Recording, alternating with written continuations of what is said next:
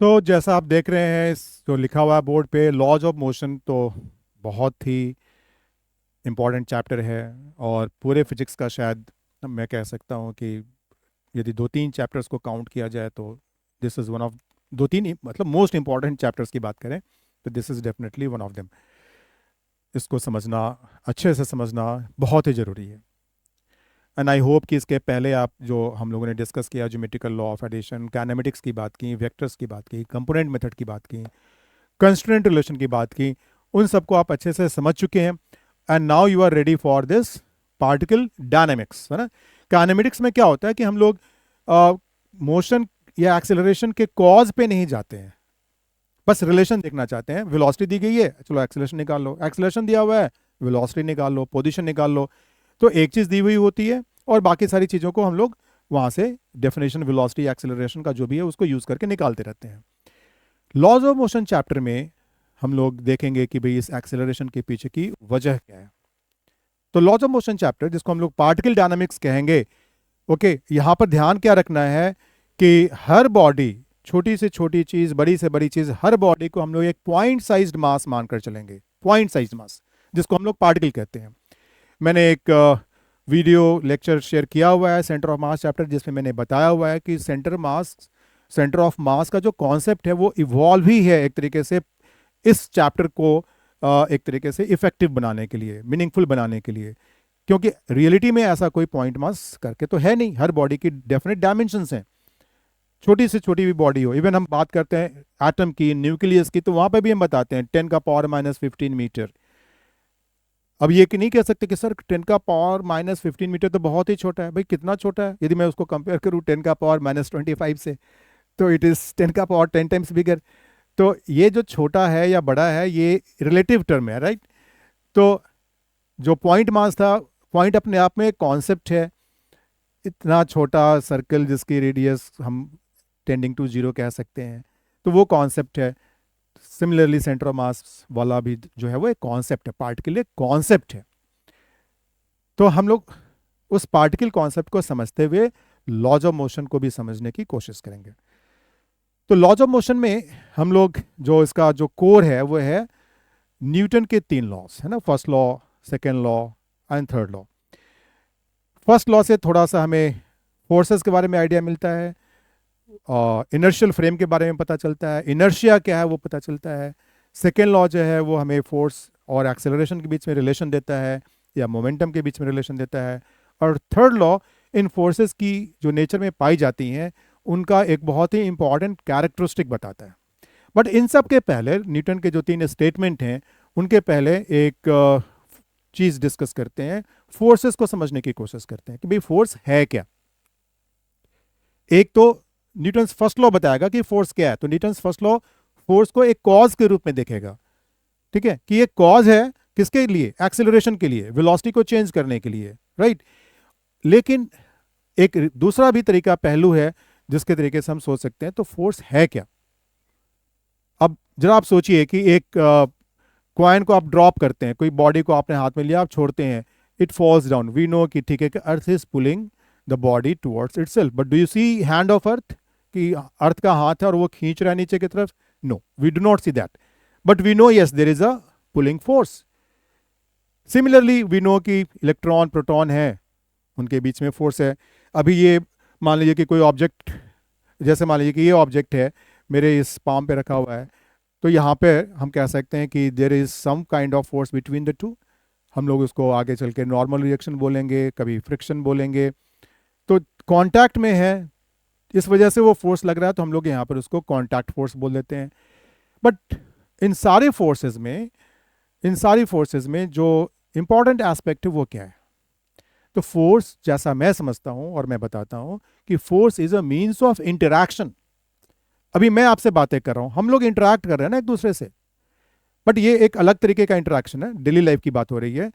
और वहां पर फिजिक्स में हम बॉडीज के बीच की, माउस और फिंगर के बीच की, राइट, इलेक्ट्रॉन एंड प्रोटॉन के बीच में, हम एक वॉल पे मान लीजिए कि फोर्स लगाते हैं और वॉल हमारे ऊपर फोर्स लगाता है, राइट, इन दोनों के बीच में। तो यहां पर ये एक दूसरे से कैसे इंटरैक्ट कर रहे हैं, इनका इंटरैक्शन का तरीका क्या है?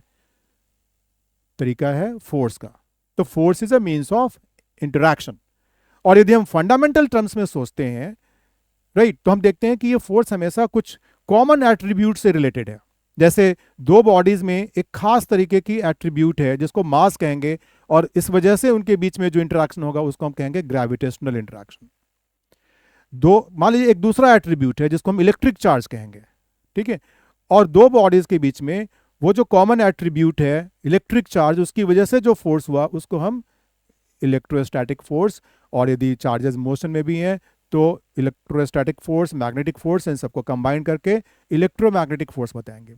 सिमिलरली हमारे पास वीक न्यूक्लियर फोर्सेज होंगी, स्ट्रॉन्ग न्यूक्लियर फोर्सेज होंगी। तो this is one way to look at the forces as means of interaction. एक दूसरे को से इंटरेक्ट कर रही हैं, इंटरेक्ट करने मतलब एक दूसरे को इन्फ्लुएंस कर रही हैं। लेकिन अभी फिलहाल इस चैप्टर में पार्टिकल डायनामिक्स में, मैकेनिक्स में हम लोग इस क्लासिफिकेशन को ध्यान में नहीं रखेंगे। हम लोग बात करेंगे यहाँ पर दूसरे तरीके से। तो एक होगा कांटेक्ट फोर्स और एक होगा फील्ड फोर्स।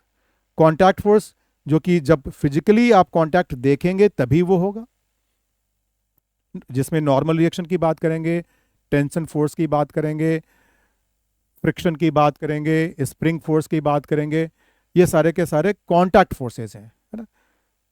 और फील्ड फोर्स यानी कि जहां पर कि कांटेक्ट की जरूरत नहीं है, जैसे वेट है ना, ऑब्जेक्ट ड्रॉप हो रहा है वो अर्थ के साथ कांटेक्ट में नहीं है, या इवन ड्रॉप नहीं भी हो रहा, आपने हाथ में रखा हुआ है, राइट, आपने जो ये अंगूठी पहनी हुई है, एनीथिंग यू थिंक ऑफ, मैंने ये जो कैप पहना हुआ है, हर चीज पे there is that pulling force of earth जिसको हम वेट कहेंगे, mg कहेंगे मैग्नीट्यूड में। डायरेक्शन क्या होती है इस फोर्स की हम सब जानते हैं, it is directed vertically downwards. तो फोर्सेस का जो क्लासिफिकेशन हम लोग यहाँ पे यूज करने वाले हैं वो है फील्ड फोर्स और कांटेक्ट फोर्स। तो दिस इज वन प्रिल्यूड आप कह सकते हो इस चैप्टर में घुसने के पहले।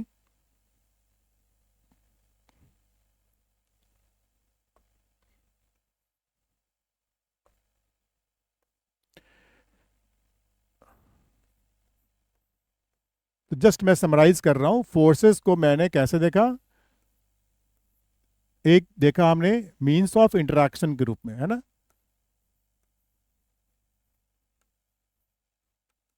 और इस मींस ऑफ इंटरेक्शन में जो खास बात थी वो क्या थी, तो वो थी कोई ना कोई कॉमन एट्रीब्यूट। और अभी जिस तरीके से हम लोग बात करेंगे वो होगा हमारा field force and contact force. तो फील्ड फोर्स बहुत तरीके के हो सकते हैं, लेकिन फिलहाल हम लोग यहाँ पर एग्जाम्पल के तौर पे सिर्फ mg की बात करेंगे, जो कि, और अर्थ वाले mg की बात करेंगे। ये g तो मून पे भी हो सकता है, कहीं और भी हो सकता है। फिलहाल हम लोग बात कर रहे हैं अर्थ जो जो फोर्स लगाता है किसी ऑब्जेक्ट पे, जिसका मास हमने m मान लिया, तो वो mg है। g की डायरेक्शन वर्टिकली डाउनवर्ड होती है, ये हम सब जानते हैं। कांटेक्ट फोर्स की बात करेंगे तो यहाँ पर एग्जाम्पल में आपको बहुत सारी चीज़ें आएंगी। टेंशन फोर्स आएगा जो रस्सी के साथ यदि कांटेक्ट है तो, और नॉर्मल रिएक्शन आएगा, फ्रिक्शन आएगा यदि सरफेस टू सरफेस कांटेक्ट है तो, ठीक है ना, और एटलीस्ट एक सरफेस है और दूसरा एक पॉइंट भी है। जैसे मान लीजिए कि मैं इस स्टाइलस को जब मैं यहाँ पर ऐसे टच करा रहा हूँ, कुछ लिख रहा हूँ, तो वैसे केस में एक सरफेस है और इसका एक एंड है जो कि कांटेक्ट में आ रहे हैं। इस केस में भी हम कह सकते हैं कि जो दोनों फोर्सेस की बात की गई थी, नॉर्मल रिएक्शन और फ्रिक्शन, है ना, ये दोनों यहाँ पर एप्लीकेबल होंगे। इसके अलावा आप स्प्रिंग फोर्स की बात कर सकते हो, बहुत सारे तरीके हो सकते हैं स्प्रिंग फोर्स। जब आगे चल के हम लोग फ्लूइड्स में जाएंगे तो वहाँ पर हम देखेंगे कि बॉयंसी फोर्स आएगा, विस्कोसिटी फोर्स, विस्कस फोर्स आएगा, सरफेस टेंशन फोर्स आएगा। ये सारी की सारी फोर्सेज जो होंगी आप देखेंगे ये कांटेक्ट फोर्सेज हैं। कांटेक्ट में होने के वजह से ये फोर्सेज होंगी। कांटेक्ट नहीं है एक बॉडी का दूसरे बॉडी के साथ तो वो एक दूसरे के ऊपर वो फोर्स नहीं लगा रही है, राइट। तो फील्ड फोर्सेज में फिलहाल एक ही रहेगा। तो this is one way to classify जो कि हम लोग यूज करने वाले हैं इस चैप्टर में, ठीक है। अब बात करते हैं लॉज ऑफ मोशन में न्यूटन्स लॉज की। तो न्यूटन के 3 लॉज हैं, है ना। इस चैप्टर में लॉज ऑफ न्यूटन ने बहुत दिए हैं, तो न्यूटन्स लॉज ऑफ मोशन की बात हो रही है। आप हर लॉ का जो इसेंस है उसको समझिए, है ना। स्टेटमेंट यदि आप बोल सकते हैं अच्छे से, समझ सकते हैं, बहुत अच्छी बात है, बट नहीं बोल सकते हैं पूरा का पूरा स्टेटमेंट एक बार में, तो भी जो उसका इसेंस है, सिंप्लीफाइड वर्जन है, उसको कम से कम सही सही जानना, लिखना, बोलना जरूरी है। तो जो कंप्लीट स्टेटमेंट है फर्स्ट लॉ की, वो क्या है कि for a body at rest और अ बॉडी एट रेस्ट और a body in uniform motion along a straight line, या तो बॉडी रेस्ट में है या uniform motion along straight line में है, a body at rest or in uniform motion along a straight line continues to do so, has a tendency to do so, continues to do so unless until acted upon by some unbalanced external force। यानी कि जब तक उसके ऊपर unbalanced external force act नहीं करेगा तो उसकी जो वेलोसिटी है वो अनचेंज्ड हो रहेगी, वेलोसिटी में चेंज नहीं आएगा। यदि वेलोसिटी जीरो है, पार्टिकल रेस्ट पे है, तो वो रेस्ट पे रहेगा, और यदि वही पार्टिकल किसी वेलोसिटी से मूव कर रहा है तो वो उसी वेलोसिटी से मूव करता रहेगा, ठीक है, कोई चेंज नहीं होगा, if there is no unbalanced force acting on the body. दो फोर्सेस लग रही हैं लेकिन एक दूसरे को बैलेंस कर दे रही है, यानी कि नेट फोर्स जीरो हो जा रहा है, तो बात वही है। ओके, सो फर्स्ट लॉ आप देख सकते हैं कि establishes force as a cause of change in velocity. ठीक है, तो क्या क्या यहां से मिला हमें? तो पहले मिला कि फोर्स, खास करके unbalanced force, net force as cause of change in velocity. दूसरी चीज, ठीक है, लगेगा कि अच्छा किसमें क्या खास बात है, ये तो आसान सी चीज है, लेकिन आगे चलकर आप देखेंगे इसका बहुत यूज है। भाई बॉडी में ये जो टेंडेंसी है क्यों? ये भी एक एट्रीब्यूट हुआ ना।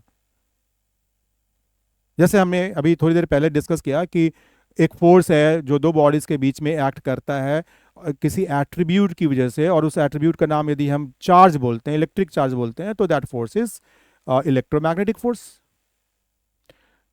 यदि मास एट्रीब्यूट है then it is gravitational force. तो एट्रीब्यूट की बात हो रही थी। ये इनर्शिया, यानी कि जिस वजह से बॉडी में ये प्रॉपर्टी है, ये टेंडेंसी है कि हम अपनी वेलोसिटी को मेंटेन करना चाहते हैं, हम अपने रेस्ट ऑफ स्टेट को या स्टेट ऑफ रेस्ट को मेंटेन करना चाहते हैं, राइट। ये उसकी अपनी डिजायर है, टेंडेंसी है। तो ये जो डिजायर है, टेंडेंसी है, ये कहलाता है बॉडी का इनर्शिया है। ठीक है, सो सेकेंड कॉन्सेप्ट जो निकल कर आता है न्यूटन के फर्स्ट लॉ से, that is concept of inertia. अब ये एक एट्रीब्यूट है, राइट। आपने सोचा या देखा कि जब चार्ज एट्रीब्यूट था तो आपको आइडिया है कि भाई चार्ज को हम मेजर भी करते हैं, राइट। क्यू सिंबल देते हैं, फिर यूनिट्स है, कुलम्स है, हम मेजर करते हैं। उसी तरीके से ग्रेविटेशन में जो मास था, ठीक है, जो एट्रीब्यूट था बिहाइंड द ग्रेविटेशनल फोर्स, उसको भी हम मेजर करते हैं। तो ये जो एट्रीब्यूट है जिसको हम इनर्शिया कहते हैं, इसको भी मेजर किया जाएगा, इसका भी वैल्यू होगा, इसकी भी यूनिट होगी, ठीक है। और हम लोग जानते हैं ये मास है, राइट। अब देखिए, ग्रेविटी में जो मास था कॉन्सेप्चुअली वो ग्रेविटेशनल मास है। यहां पर जिस मास की बात हो रही है कॉन्सेप्चुअली वो इनर्शियल मास है, यानी कि कॉन्सेप्चुअली दोनों अलग हैं।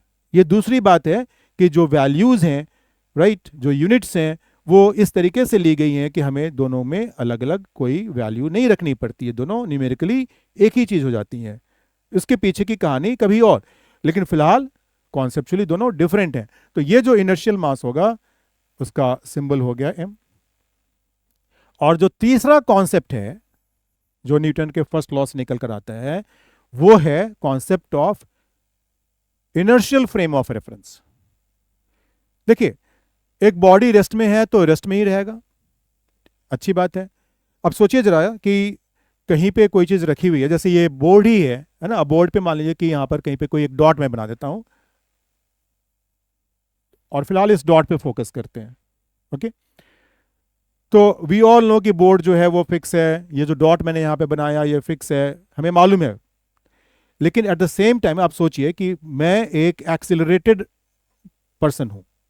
ठीक है, आप सोचिए कि ये एक्स एक्सिस है, और इस रेफरेंस फ्रेम में, यानी कि मेरे रेफरेंस फ्रेम में आपने उस डॉट का एक्स कोऑर्डिनेट डाला, वाई कोऑर्डिनेट डाला, और मैं यदि एक्सेलरेट करता हुआ जाता हूं तो आप देखेंगे कि इस डॉट का मेरे रेफरेंस फ्रेम में भी एक एक्सेलरेशन आ जाएगा।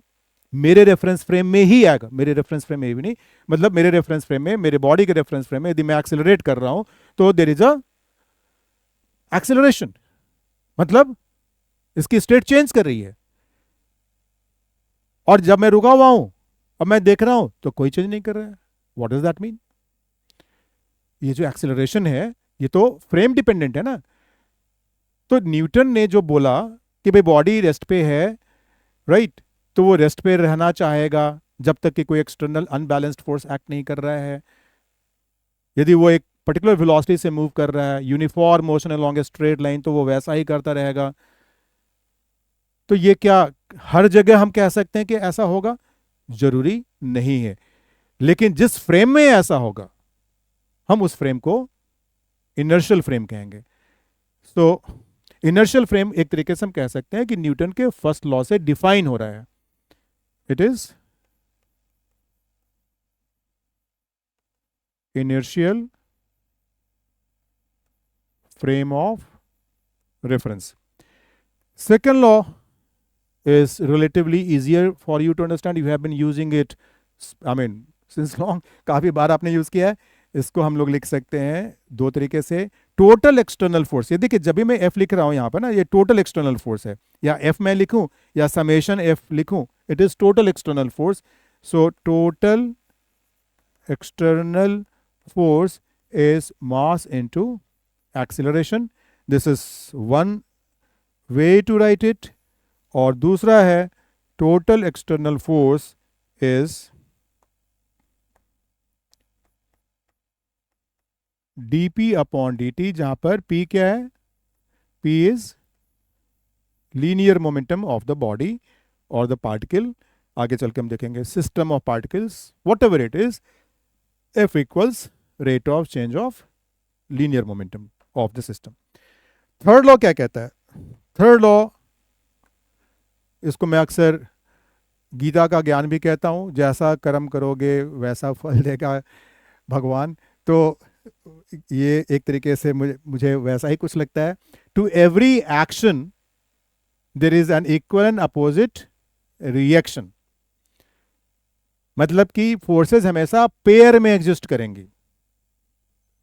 न्यूटन ने जब अपने ये तीन स्टेटमेंट दिए तो उन्होंने जो फोर्सेस विजुलाइज की, देखी नेचर में, तो वहां पर उन्होंने ये ऑब्जर्व किया कि ये सारे के सारे फोर्सेस जो हैं वो पेयर में एग्जिस्ट कर रहे हैं, है ना। तो यदि मान लीजिए कि इस स्टाइलस को अर्थ अपनी तरफ खींच रहा है, तो जितने फोर्स से अर्थ इस स्टाइलस को खींच रहा है, भले ही ये स्टाइलस दिखने में छोटा है, लेकिन ये स्टाइलस भी अर्थ पे उतने ही मैग्नीट्यूड का फोर्स लगा रहा है, लेकिन अपोजिट डायरेक्शन में लगा रहा है, ये अपनी तरफ खींच रहा है। बहुत ही इंटरेस्टिंग चीज है, और ऐसे पढ़ते हुए करते हुए लगता है कि ये बहुत ही, मतलब ठीक है, आम बात है, कोई बड़ी बात नहीं है, but there is something really very big कि अर्थ सो मैसिव, और वो जो फोर्स इस पे लगा रहा है स्टाइलस पे, ये stylus nothing in front of earth, वो भी इक्वल एंड अपोजिट फोर्स लगा रहा है। So what is it? To every action, action यानी कि कोई फोर्स है ना, जैसे बॉडी ए ने बी पे लगाया, उसको हम एक्शन बोल रहे हैं, तो बी जो ए पे लगाएगा वो रिएक्शन हो जाएगा। To every action there is an equal and opposite reaction. So ये तीन स्टेटमेंट है। जो तीसरा स्टेटमेंट है वो बेसिकली जिन फोर्सेस को इनर्शियल फ्रेम में हम लोग कंसिडर करने वाले हैं, जहाँ पे न्यूटन का पहला लॉ वैलिड होने वाला है। न्यूटन साहब ने जिस तरीके के फोर्सेस को विजुलाइज किया नेचर में, ठीक है, तो उन फोर्सेस को उन्होंने पेयर्स में देखा कि ये फोर्सेस हमेशा पेयर में एग्जिस्ट कर रही हैं। बच्चे कितनी बार कंफ्यूज करते हैं कि सर पेयर में एग्जिस्ट करेंगी तो क्या वो एक दूसरे को कैंसिल नहीं करेंगी? तो ये जो कंफ्यूजन है वो क्यों होता है आगे चल के देखेंगे। भाई जब हम लोग बॉडी ए की बात करेंगे तो ए पे जो फोर्सेस लगेगा वो देख रहे होंगे ना, ए कहां पर क्या लगा रहा है उसका मतलब नहीं है। तो there is nothing like cancelling. एक फोर्स ए पे लगा रहा है, एक दूसरा फोर्स रिएक्शन बी पे लग रहा है। फिलहाल बी की तो बात ही नहीं हो रही है, हम सिर्फ ए की बात कर रहे होंगे। तो anyway this will become more clear as we move further. आप यहाँ पे चाहो तो थोड़ा पॉज ले सकते हो, पॉइंट्स को अच्छे से नोट कर सकते हो, समझ सकते हो, राइट। मैं भले ही आगे बढ़ रहा हूँ, आप अपना वीडियो चाहो तो यहाँ पे पॉज करके थोड़ा सा अच्छे से सारे पॉइंट्स पे सोच लीजिए।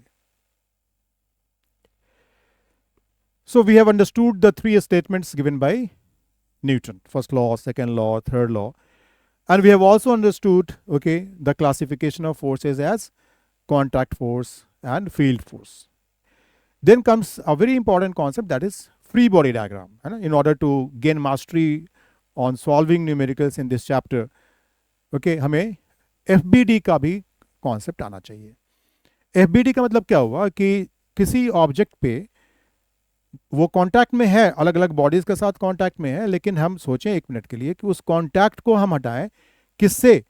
जो फोर्स लग रहा है उससे रिप्लेस कर रहे हैं, मतलब बॉडी को हम फ्री कर रहे हैं। रस्सी से कनेक्टेड है, हमने उसको रस्सी को दूर किया, सिर्फ बॉडी की बात करें, बट रस्सी को हटाया, रस्सी जो फोर्स बॉडी पे लगा रहा था वो शो कर दिया।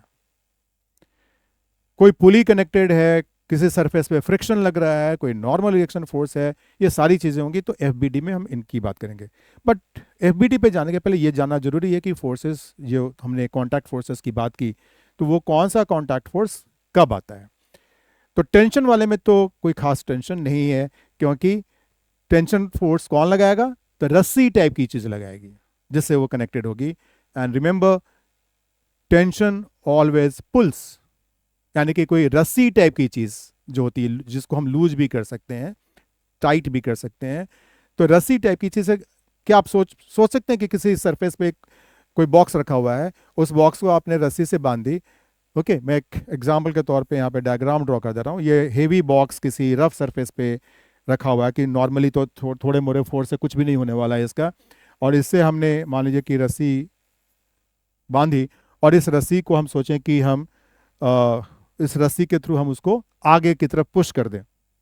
नहीं कर सकते ना, रस्सी से हम खींच सकते हैं, राइट। मतलब इसी रस्सी को हम टाइट कर सकते हैं, खींच सकते हैं। हम इसी को स्ट्रेट करके, टाइट करके, मतलब सीधा हो गया, और अब हम इसको खींच रहे हैं, यहाँ पर इस तरफ हम फोर्स लगा रहे हैं और ब्लॉक को खींच सकते हैं।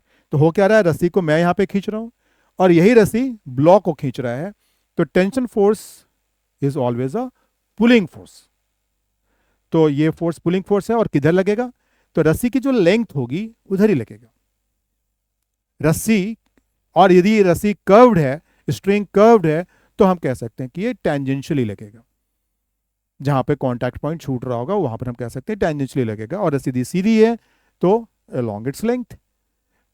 मतलब आप सोचिए कि दो ऑब्जेक्ट्स हैं, यूं रखी हुई हैं, रस्सी से कनेक्टेड हैं, और मैं इसको यहाँ पे फोर्स लगाकर खींच रहा हूँ। ये बॉडी M2 है और ये M1 है। अब इस स्ट्रिंग में यदि ये स्ट्रिंग मासलेस है तो आप आगे चल के देखेंगे कि इसमें टेंशन थ्रू आउट सेम है, ठीक है। मासलेस है तब, तो यह कंडीशन में डाल रहा हूं कि it is a massless string, तब जाकर हम कह रहे हैं कि यहां पर टेंशन थ्रू आउट सेम है। उसको भी हम लोग समझ सकते हैं आगे चल के कि क्यों ऐसा कंडीशन लगाया गया जब ये होगा। अब देखिए, M2 का जब FBD ड्रॉ करेंगे, M2 के ऊपर फोर्सेस देखेंगे, टेंशन देखेंगे, वेट देखेंगे, तो फिलहाल टेंशन की बात हो रही है, अदर फोर्सेस को मैं अभी छोड़ रहा हूं। तो F तो लग रहा है, टेंशन किधर की तरफ लगेगा? तो टेंशन इस पे इधर लगेगा, M2 पे टेंशन इधर लगेगा, और M1 पे टेंशन आगे की तरफ लगेगा। यदि पूछा जाए कि ये रस्सी M1 को यदि खींचेगी तो किधर खींचेगी? Towards right. और यही रस्सी M2 को खींचेगी तो किधर खींचेगी? जरा सोचिए, आप रस्सी, यहां पर आप आ जाइए बीच में और सोचिए कि उस रस्सी को पकड़ के आप M2 को खींचने वाले हैं, तो किधर खींचेंगे? उधर ही टेंशन होगी। तो M2 पे टेंशन इधर होगा, M1 पे टेंशन इधर होगा, तो टेंशन में डायरेक्शन लेने में कोई खास परेशानी नहीं होती है, सिंबॉलिकली T है। ठीक है। अब दूसरा जो कांटेक्ट फोर्स है जो ज़्यादा तंग करने वाला है आपको, वो है सरफेस सरफेस के बीच का कांटेक्ट फोर्स। ठीक है। तो मान लीजिए कि ये एक सरफेस है और इसके ऊपर हमने कोई दूसरा ऑब्जेक्ट रख दिया। ठीक है। अब किसी सिचुएशन में ये मान लेते हैं थोड़ी देर के लिए कि ये फिक्स है ना, ये सरफेस नीचे वाला फिक्स है मान ले रहे हैं। ठीक है। तो किसी सिचुएशन में इस ऑब्जेक्ट के ऊपर जो भी सिचुएशन हो सकता है कि इस पे कोई फोर्स लग रहा हो, वट एवर बिट, हम लोग बाकी फोर्सेस को भी नहीं देख रहे हैं, सोच नहीं रहे हैं, बात हम लोग कर रहे हैं सिर्फ दो सरफेसेस के बीच की कांटेक्ट की, है ना। ब्लॉक का जो सरफेस है और नीचे जो बेस है उसका जो सरफेस है, तो इनके बीच में जो फोर्स होगा उस कांटेक्ट फोर्स का डायरेक्शन हमें ऐसा नहीं मालूम है, बट जनरली तो इतना आप समझ सकते हैं कि this force is going to be a pushing force. जैसे वहां पर टेंशन पुलिंग फोर्स था, तो this is a kind of pushing force, not essentially okay in that direction. यहां पर हम क्या कह सकते हैं, देखिए हम कह सकते हैं इन जनरल हम मान लेते हैं कि नीचे वाले सरफेस ने ऊपर वाले के ऊपर जो फोर्स लगाया उसकी डायरेक्शन सपोज ये है कॉन्टैक्ट फोर्स। इस कॉन्टैक्ट फोर्स को चलिए मैंने नाम दे दिया आर फोर्स। ऊपर वाला जो नीचे वाले के ऊपर फोर्स लगाएगा वो किधर लगाएगा, वो आप पहले ही जानते हैं, इक्वल एंड अपोजिट फोर्स। हम कह सकते हैं कि वो कुछ ऐसा लगाएगा। तो यहां पर ये एज्यूम किया जा रहा है कि जो रिएक्शन फोर्स है, ये ऊपर वाला फोर्स माइनस आर था, आर था, ये माइनस आर है यदि उससे कंपेयर करेंगे तो। मैग्नीट्यूड दोनों के इक्वल है, डायरेक्शंस अपोजिट हैं। ठीक है। तो ये शो कर रहा है ब्लॉक के ऊपर का फोर्स और ये शो कर रहा है सरफेस के ऊपर का फोर्स, बेस के ऊपर का फोर्स। तो ये कांटेक्ट फोर्स है। अब इस कांटेक्ट फोर्स को हम रिजॉल्व कर सकते हैं कैसे भाई? तो सोचिए कि जो ये फोर्स लग रहा है यहाँ पर ब्लॉक के ऊपर, इसको हमने दो कंपोनेंट्स में ब्रेक कर दिया, एक अलोंग सरफेस और एक normal to surface. Along surface and normal to surface. अब यहाँ पर जो अलोंग सरफेस कांटेक्ट फोर्स है इसी का नाम है फ्रिक्शन। हम इसे क्या कहेंगे? फ्रिक्शन। और ये कहलाएगा नॉर्मल रिएक्शन। ठीक है। नॉर्मल रिएक्शन क्योंकि वो सरफेस के नॉर्मल है, and friction is the force which is along surface. तो कांटेक्ट फोर्सेस में tension, normal reaction and friction यही अभी फिलहाल इस चैप्टर में मेजर रोल प्ले करेंगी। स्प्रिंग फोर्स भी आएगा, बट जब आएगा तब हम लोग उसको डिस्कस कर लेंगे, उसमें बहुत ज़्यादा परेशानी नहीं होगी समझने में। ये तीन फोर्सेस हैं। ठीक है। अब इसमें यदि मान लीजिए कि बहुत ही बेसिक सा केस कोई लिया जाए, जैसे वो पुली वाला केस ले लें कि एक पुली है ना, उससे दो ऑब्जेक्ट्स कनेक्टेड हैं रस्सी के साथ, ये M1 है वो M2 है, राइट। और स्ट्रिंग जो है वो यहाँ पर मासलेस है और पुली और स्ट्रिंग के बीच में कोई फ्रिक्शन नहीं है ना।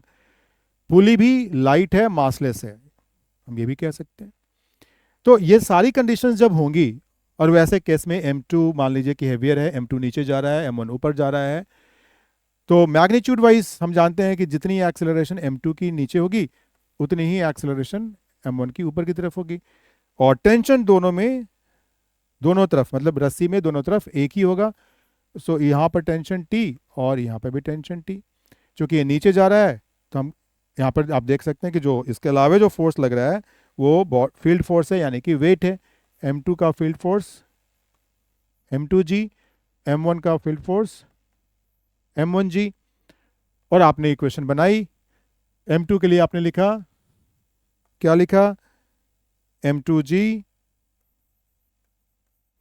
Minus T equals M2G minus T equals M2A।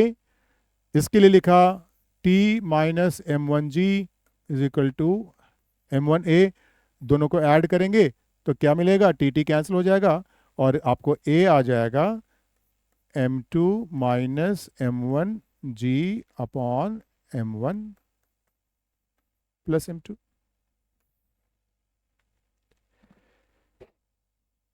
एक और क्वेश्चन था, ये तो इजी वाला था, चलिए अब मैं थोड़ा सा मुश्किल क्वेश्चन पे लेके चलता हूँ। तो जो मैंने कंस्ट्रेंट डिस्कस की जिस वीडियो लेक्चर में, आपको याद होगा, मैं फिलहाल उस सिचुएशन पे आऊँगा। उसमें देखिए एक वेज था और वेज के ऊपर एक ब्लॉक था, ये मास एम था और ये कैपिटल एम था, इनके बीच ये जो एंगल था वो थीटा था, राइट। अब याद रखिएगा एक चीज़ कि किसी क्वेश्चन को सॉल्व करने के मेथड बहुत सारे हो सकते हैं, लेकिन फिलहाल हम लोग फोकस कर रहे हैं एक चीज़ पे। जैसे मैंने चूंकि आपसे कंस्ट्रेंट अभी डिस्कस किया है, तो हम लोग कोशिश करेंगे कि उस कंस्ट्रेंट को यूज़ करते हुए और जो बेसिक्स जितना जाना है न्यूटन्स लॉज के थ्रू उसको यूज़ करते हुए हम लोग काम करें। फोर्सेस एक वेक्टर क्वांटिटी है, ये तो आपको मालूम है, और वेक्टर क्वांटिटीज को हम कंपोनेंट्स में ब्रेक करके भी लिख सकते हैं, that also you know. So let us say this is y axis and this is x axis, right. अब याद कीजिए उस क्वेश्चन में मैंने कंस्ट्रेंट वाला, यदि आपने वीडियो लेक्चर अच्छे से देखा है तो आपको याद होगा कि यहाँ पर मैंने इसको ले लिया था बी पॉइंट और इसको ले लिया था ए पॉइंट, ठीक है। और इसके कोऑर्डिनेट्स थे x1 y1 और इसके कोऑर्डिनेट्स थे x2 y2। और फिर हमने ये ट्रायंगल वाली चीज़ बनाई थी और क्या लिखा था, लिखा था tan theta is y1 minus y2 और नीचे था x2 माइनस x1।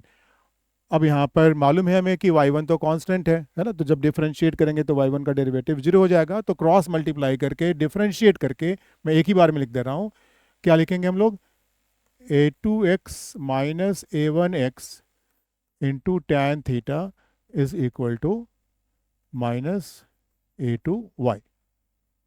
ये कंस्ट्रेंट में हम लोगों ने डिस्कस किया था, राइट। अब एफबीडी के थ्रू, एफबीडी ड्रॉ करके यदि हमें इसको आगे फर्दर सॉल्व करना हो, कंप्लीटली सॉल्व करना है हो कि a2y कितना है, a2x कितना है, ये सब निकालना हो तो कैसे निकालेंगे, तो एफबीडी ड्रॉ करना पड़ेगा उसके लिए। तो फिलहाल मैं यहाँ पे इस डायग्राम को हटा देता हूँ ताकि हम लोग एफबीडी वाली चीज़ पे इस सिचुएशन में आ जाए।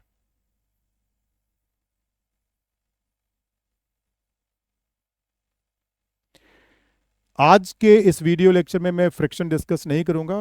फ्रिक्शन अपने आप में एक बहुत ही अच्छा कॉन्सेप्ट है और काफ़ी परेशान करता है बच्चों को, तो we will need a detailed treatment for friction. तो फ्रिक्शन को मैं आगे करीबन 1 घंटे के 1.5 घंटे के एक वीडियो लेक्चर में अच्छे से डिस्कस करूँगा। आज हम लोग फोकस कर रहे हैं लॉज ऑफ मोशन को समझने में, इनर्शियल फ्रेम को समझने में, ठीक है, और कुछ प्रॉब्लम्स उसके साथ सॉल्व करने में। तो यदि मैं स्मॉल एम का एफबीडी ड्रॉ करूं,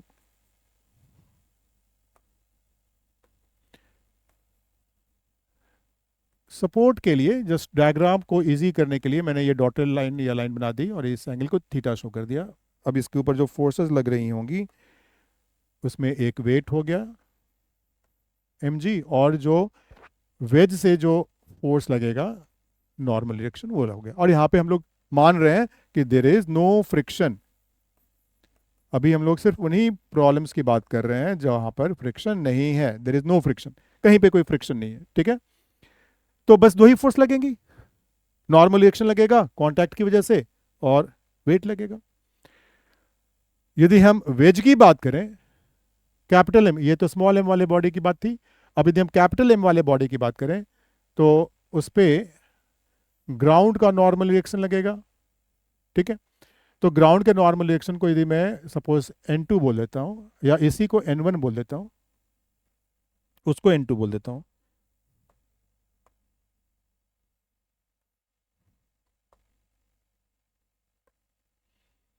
this is N2, this is N1, weight इधर लग रहा है कैपिटल mg, और जैसे वेज ने N2 लगाया तो वो भी इसके ऊपर N2 तो लगाएगा ना, तो ये सरफेस था, इसके परपेंडिकुलर N2 यहाँ आ गया। तो this is for wedge and this is for block, ये एफबीडी बन गया। एक्स एक्सिस वाई एक्सिस हमने पहले ही ले रखी है, ठीक है। और जब भी आप इक्वेशंस बना लें और उसको फिर सॉल्व करना शुरू करें, तो ध्यान रखें एक बार ये चेक करने का कि भाई जितनी इक्वेशंस हैं उतने ही अननोन्स होने चाहिए, है ना। यदि इक्वेशंस ज़्यादा हो जाएं तो अच्छी बात है, बट इक्वेशंस यदि कम हो जाएं तो आप सॉल्व नहीं कर पाएंगे, राइट। तो चलिए, चूंकि हमने एक्स और वाई कंपोनेंट की बात की ना, तो हमें फोर्सेस को वैसे ही रिजॉल्व करना होगा। तो फोर्सेस को रिजॉल्व करते हैं। तो इस एंगल को थीटा बोला गया, यहाँ पर ये एंगल भी थीटा होगा, तो ये 90 माइनस थीटा होगा, राइट। तो वैसे केस में N2 का जो हॉरिजॉन्टल कंपोनेंट आएगा वो आएगा N2 साइन थीटा, ठीक है। और इस डायरेक्शन में आ जाएगा N2 साइन थीटा, और इस डायरेक्शन में आ जाएगा N2 कॉस थीटा। सो हॉरिजॉन्टल डायरेक्शन में जो वेज ब्लॉक की जो एक्सेलरेशन है A2x है, ठीक है ना। तो हम क्या लिखेंगे यहाँ पर, N2 sine theta equals M A2x।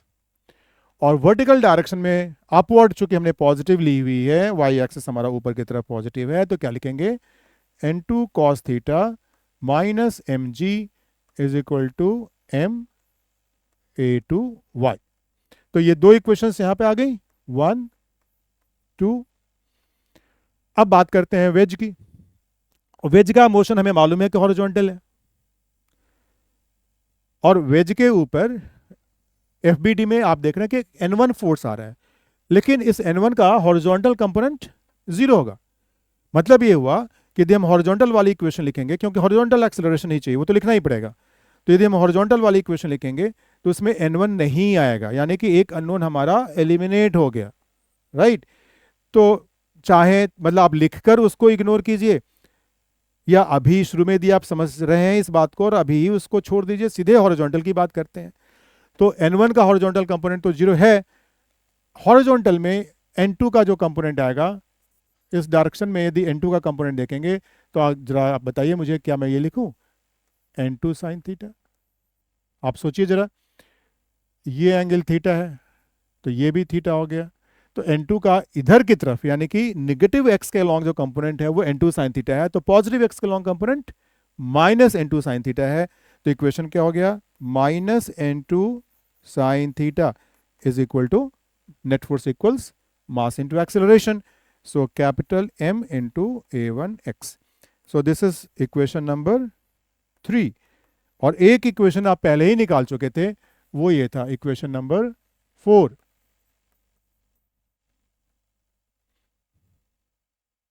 कितने अननोन्स हैं, N1 या N2?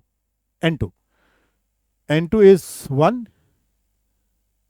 उसके अलावे एक्सेलरेशन से 3, तो ये 3 एक्सेलरेशन वाले और N2 यानी कि 4 अननोन है। और कितनी इक्वेशंस हैं, 4 इक्वेशंस हैं। इसके आगे का काम आपको करना है, सॉल्व कीजिए घर पे, जो आंसर निकले आप चाहें तो उसको क्रॉस चेक कर सकते हैं। This is a very popular question, you can find this question in concept of physics by professor Verma, you can find this in Resnick Halliday, you can find this in Irodov. I mean इस problem को आप हर जगह देख सकते हैं। और इस problem को सॉल्व करने के और भी मेथड्स होंगे, आपने कहीं पढ़ा होगा या सुना होगा, जैसे भी। फिलहाल ध्यान रखिए कि सीखते हम वो हैं जो हम नहीं जान रहे होते हैं, है ना। तो एग्जाम में जब आप जा रहे होते हैं तो you have to be equipped with all methods, और वैसी मेथड जो कि आपको एक कॉन्फिडेंस दिला सकती हैं कि भले ही ये आपको शुरू में कंफर्ट नहीं देंगी, लगेगा कि थोड़ा सा प्रॉब्लमेटिक है, लेकिन इसमें एक आपको मेथड नजर आ रहा है, अनसर्टेनिटी नहीं है, आपको मालूम है कि कैसे आगे बढ़ना है, ठीक है। और पहले जब आप इस मेथोडिकल अप्रोच से जब बढ़ेंगे ना, फिर धीरे धीरे धीरे एक समय आएगा जबकि आपको खुद वो शॉर्टकट्स वाली जो विजन्स है ना, इंट्यूटिव जो अप्रोचेस होती हैं, आपको कुछ ऐसा ज्ञान प्राप्त होगा, आपको दिखेगा, सिचुएशन देखेंगे, आपको लगेगा अरे यार ये तो ऐसे ही एक लाइन बन जाएगा, ये तो 2 लाइन बन जाएगा, वो सब भी होने लगेगा। बट अभी तो आपको ऐसे ही अप्रोच करना है। हमने एक इजी एग्जाम्पल लिया, ठीक है, और ये हमने दूसरा थोड़ा सा मुश्किल एग्जाम्पल लिया। इसी क्वेश्चन को मॉडिफाई करके आप देखेंगे कि रूडो में और भी क्वेश्चंस दी गई हैं, फिलहाल मैं उसको टच नहीं कर रहा हूँ, इस लेक्चर को यहीं पे ख़त्म कर रहा हूँ। फ्रिक्शन और जो भी लॉज ऑफ मोशन से रिलेटेड चीज़ें हैं उसको किसी दूसरे लेक्चर में डिस्कस करूँगा। एक खास बात ये कि अभी हम लोगों ने जो भी काम किया यहाँ पर, हम लोगों ने फ्रेम ऑफ रेफरेंस को बाय डिफॉल्ट माना कि ये वही फ्रेम ऑफ रेफरेंस है जो न्यूटन्स फर्स्ट लॉ के हिसाब से चाहिए, इनर्शियल फ्रेम है। अब क्या है कि कुछ ऐसी सिचुएशन आ सकती हैं जहां पर कि हमें कुछ वैसा फ्रेम लेना पड़े जो न्यूटन्स फर्स्ट लॉ के हिसाब से तो सही नहीं है, लेकिन फिर भी हम सेकंड लॉ को अप्लाई करना चाहते हैं। तो क्या कोई तरीका हो सकता है? तो आगे पहले तो हम ये देखेंगे कि भाई ऐसा क्या है, ऐसा उस फ्रेम को हम अलग टाइप का फ्रेम क्यों कहेंगे? तो अलग टाइप का फ्रेम यूं कहेंगे क्योंकि फर्स्ट लॉ में क्या था कि यदि कोई बॉडी रेस्ट में है तो रेस्ट में रहना चाहता है जब तक कि उसके ऊपर एक्सटर्नल फोर्स नहीं हो। अब जो मैंने बताया आपको कि कोई ऑब्जेक्ट कहीं पे रखा हुआ है, रेस्ट पे है, दुनिया को मालूम है कि वो रेस्ट पे है, लेकिन यदि हम फिजिक्स के टर्म्स में सोचना शुरू करते हैं और अपनी बॉडी में हम रेफरेंस फ्रेम मान लेते हैं कि भाई मेरी बॉडी से ही वो एक्स एक्सिस अटैच्ड है, वाई एक्सिस अटैच्ड है, और यदि मैं मान लीजिए कि दौड़ना शुरू करता हूँ, एक्सेलरेट करना शुरू करता हूँ, तो अपने बॉडी के रेफरेंस फ्रेम में वही ऑब्जेक्ट जो पहले रेस्ट पे था, इक्वेशन के हिसाब से वो चीज एक्सेलरेटेड बन जाती है। तो क्या फोर्सेस में चेंज आ गया? ऑफ कोर्स नहीं। तो जब फोर्सेस में चेंज नहीं है, क्योंकि ऐसा कैसे हो गया कि भाई मैं कहीं और दौड़ रहा हूं तो मेरे दौड़ने से उस बॉडी के ऊपर जो फोर्सेस लग रही थी, नॉर्मल रिएक्शन लग रहा था, वेट लग रहा था, फ्रिक्शन लग रहा था, जो भी लग रहा था, उसमें चेंज कैसे हो सकता है? तो कहानी में थोड़ा सा ट्विस्ट आएगा और हम चाहेंगे कि नहीं यदि पॉसिबल हो तो न्यूटन सेकेंड लॉ को यहाँ पे भी अप्लाई करने का कोई तरीका ढूंढा जाए। तो वो तरीका हम लोग ढूंढ लेंगे, और वो जो नया वाला जो रेफरेंस फ्रेम था, ठीक है, उसमें हम लोग कुछ fictitious forces, imaginary forces, pseudo forces, ऐसी कुछ चीज़ें यूज करेंगे जो कि न्यूटन सेकेंड लॉ को सेटिस्फाई कर देगा, रिजल्ट उसके हिसाब से कंपैटिबल बन जाएगा, और उस फ्रेम को हम लोग नॉन इनर्शियल फ्रेम कहेंगे। तो वो जो नॉन इनर्शियल फ्रेम है, क्या है, कैसे है, क्यों है ना, उस इन सारी चीज़ों को हम लोग किसी दूसरे वीडियो क्लिप में, वीडियो लेक्चर में डिस्कस करेंगे। Thank you very much.